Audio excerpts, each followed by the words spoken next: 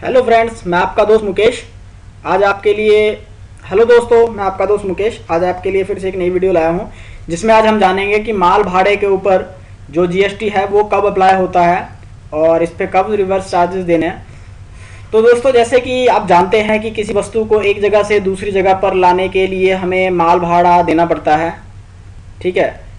और इसका बहुत बड़ा योगदान है हमारी इकोनॉमिक में, क्योंकि इसके बगैर आप माल भाड़े के बगैर आप कहीं भी कोई भी चीज़ लेके नहीं जा सकते हैं। तो चाहे ये बाय रोड हो, चाहे रेल हो, चाहे बाय एयर हो, तो माल भाड़ा ये ज़रूरी ही लगेगा। तो दोस्तों, अब बात कर लेते हैं हम कि जीएसटी में ये जो फ्रेट है उस पर क्या क्या एप्लीकेबल होगा, कौन कौन से रूल एप्लीकेबल होंगे और कहाँ कहाँ पे होंगे। तो सबसे पहले हम बात करते हैं बाय रेल की, GST on freight bye rail, ठीक है। तो रेल में दोस्तों क्या होगा, अगर आपने पूरा का पूरा कंटेनर ना बुक करके आपने कुछ बैग बुक्स कर रखे हैं, बुक कर देते हैं रेल पे, या कुछ बॉक्सेस बुक कर देते हैं, तो उस कंडीशन में क्या होगा दोस्तों, आपको 5% वहाँ पे जीएसटी पे करना होगा, ठीक है। और अगर आपने पूरा का पूरा कंटेनर बुक कर रखा है तो वहाँ पर आपको 12% टैक्स देना होगा जीएसटी फ्रेट के ऊपर, ठीक है।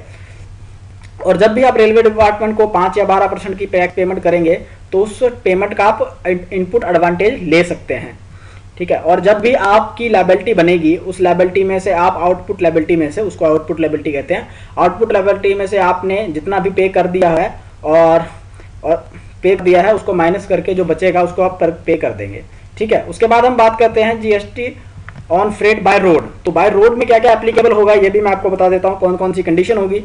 तो देखिए आप अगर फैक्ट्री चला रहे हैं तो या तो आपने जीएसटी में रजिस्ट्रेशन करा रखा होगा, किसी एक्ट के अंदर जीएसटी में करा रखा होगा, वैट में करा रखा होगा। अगर इन सभी में अगर आपने रजिस्ट्रेशन कहीं भी करा रखा है तो उस कंडीशन में क्या होगा, क्योंकि अगर आपकी कंपनी है, पार्टनरशिप फर्म है, एचयूएफ है, सोसाइटी है, डीलर है, आप इसमें से कुछ भी हो सकते हैं। तो इन सब चीज़ों में जब आप होंगे, रजिस्टर्ड होंगे, तो जब गुड्स ट्रांसपोर्ट एजेंसी के द्वारा गुड्स एक जगह से दूसरी जगह पर डिलीवर करवा रहे हैं, तो उस पर जो फ्रेट बनेगा उस फ्रेट का जीएसटी आपको अपनी जेब से पे करना पड़ेगा। मतलब जो भाड़ा बनेगा और उस पर जो जीएसटी टैक्स बनेगा वो आपको अपनी जेब से भरना पड़ेगा, ठीक है। क्योंकि यहाँ पे रिवर्स चार्जेस मैकेनिज्म लागू हो जाता है, आरसीएम जिसे हम कहते हैं।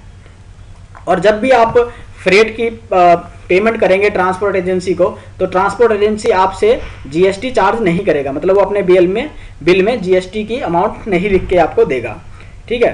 तो जब भी ये ख्याल रखें कि जब भी आप ट्रांसपोर्ट एजेंसी को पेमेंट देंगे तो ये आपकी मोरल ड्यूटी बनती है कि आप आरसीएम मेथड के तहत गवर्नमेंट को टैक्स पे करें, ठीक है।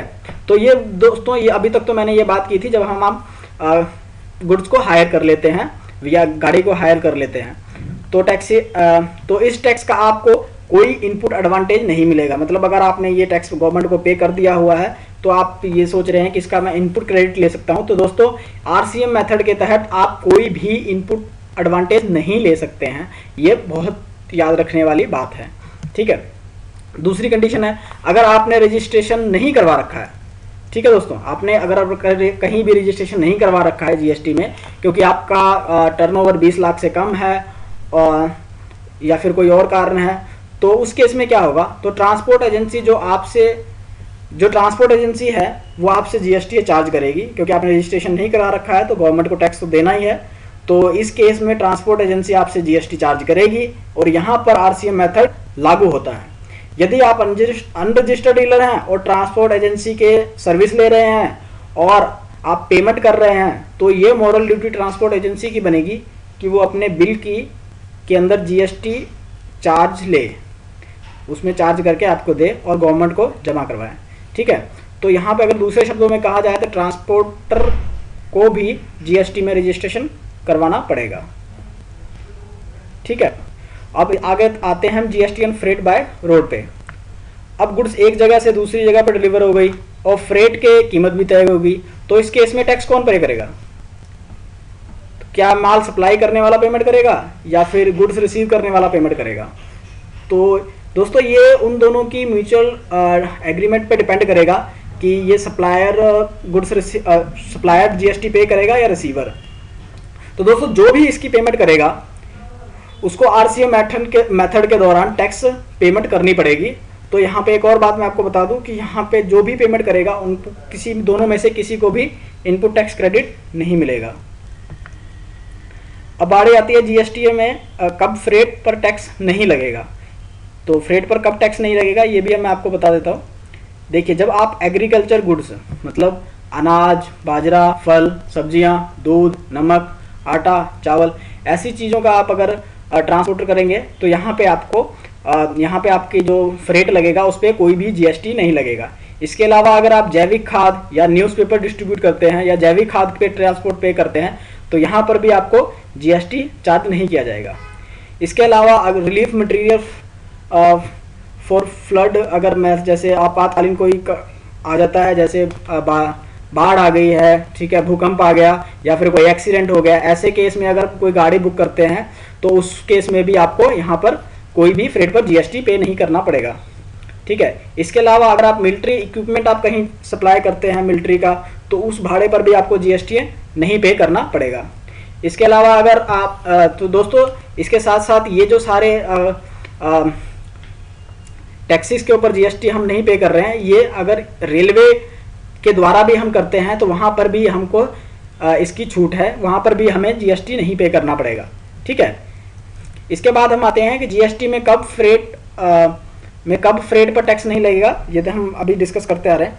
दोस्तों देखिए, अगर आपने कोई गाड़ी बुक कर रखी है, छोटी गाड़ी जिसकी बुक कर रखी है इंडिविजुअली, और उसका अगर फ्रेट 1500 रुपये से कम है, 1500 रुपये तक है, तो वहाँ पर भी आपको जीएसटी पे करने की ज़रूरत नहीं है भाड़े पर।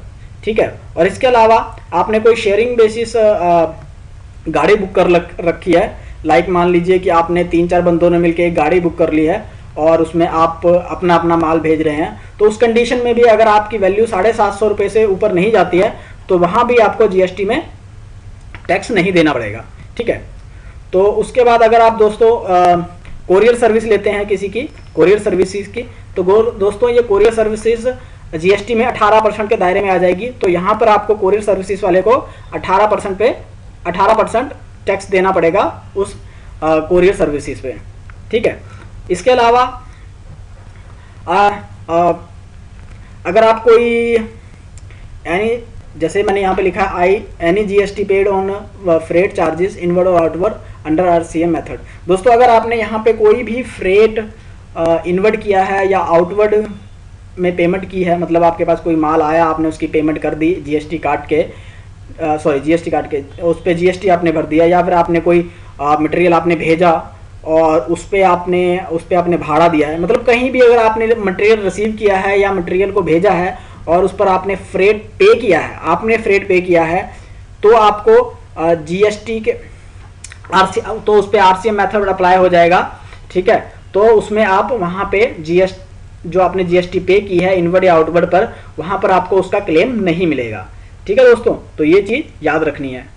तो दोस्तों अभी तक हमने जो बात की वो बाय रेल की बात की, बाय रोड की बात की कि यहाँ पे कौन कौन सी एग्जेम्पशन है और कहाँ कहाँ पे हमको जीएसटी जो है पे टैक्स नहीं, फ्रेट पे जीएसटी नहीं देनी पड़ेगी। तो दोस्तों मैं एक बार आपको फिर बता देता हूँ कि जीएसटी में फ्रेट किस फ्रेट पर आपको जीएसटी नहीं देनी है। जैसे मैंने बताया, अगर कोई एक्सीडेंटल केस हो जाता है, कोई आपातकालीन स्थिति आ जाती है, ठीक है, भूकंप, बाढ़ आ जाती है, तो उसमें भी आपको फ्रेट पर कोई जीएसटी नहीं देना है। और इसके अलावा अगर आप कोई मिलिट्री का इक्विपमेंट इधर से उधर लेके जाते हैं तो वहाँ भी आपको नहीं देना है। एग्रीकल्चर गुड ट्रांसफ़र करते हैं, इधर से उधर करते हैं, तो उस पर भी आपको कोई टैक्स नहीं देना पड़ेगा। और इसके अलावा अगर आप न्यूज़पेपर या फिर जैविक खाद का इधर सप्लाई करते हैं फ्रेट में, तो वहाँ भी आपको यहाँ उस पर टैक्स नहीं देना पड़ेगा। तो दोस्तों शुक्रिया आपको इस वीडियो को देखने के लिए, धन्यवाद।